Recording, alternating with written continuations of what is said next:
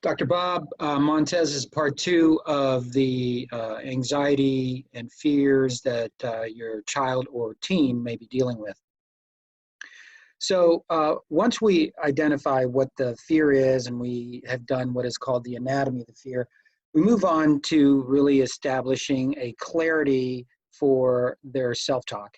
This is what I meant by moving to maybe another session or two to discuss what self-talk really means. So our job at this point is to help the child or the teen begin to identify internal dialogue. This means that the child may be saying things to themselves that they don't actually detect, but if you put what their feelings, thoughts, impulses are into words, it actually helps them to see that sometimes what they're saying to themselves is actually irrational. So when we move to that process and you begin to identify what I call trigger words, like they may say, this is terrible, this is awful, this is the worst ever, I'm the worst ever, or they may say things like, oh no, this sucks, or this always happens to me, I never get a break.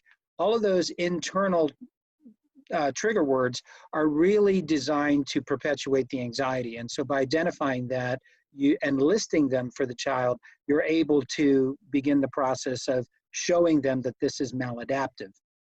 When the child is beginning to detect the sensation of fear and then learn the internal dialogue, then you can move them to the next phase, which is providing them with better self-talk or coping self-talk.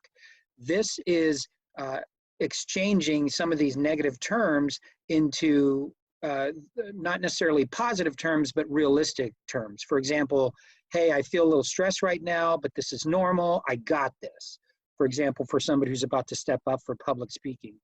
Or when they are about to meet a new group of people, they're coming into a church group for the first time, or maybe they're new at the school, they can just look around and say, today I'm going to be the observer, I'm going to look and see what's going on with other people, I'm going to be kind, I'm going to be nice, I'm going to make good eye contact with the teacher.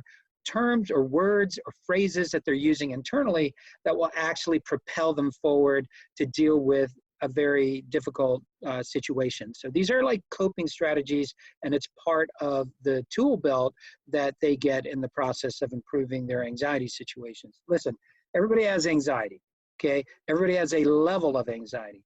When it gets to the point where it is maladaptive levels of anxiety, and we're talking about things like maybe they feel like they can't cope with the situation around them, so they now are changing behaviors to cope. And what I mean by that is oftentimes it's avoidance behavior, or maybe they're expressing it. It's a high level of distress for the individual.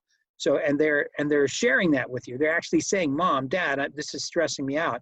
Please do not ignore your child, or do not poo-poo it, or make it look like it's, you know, no big deal, or I've been there, don't worry about it, toughen up. You know, none of that works, okay? What needs to happen in this situation is that you need to move toward getting help for them, and you be the one to help them if it's something you feel like you want to try it first. But the key is that we're going to move them through a process. That's probably the second major process that we're moving them through, the idea that we're going to go ahead and start analyzing self-talk, and we're going to have more coping self-talk for them.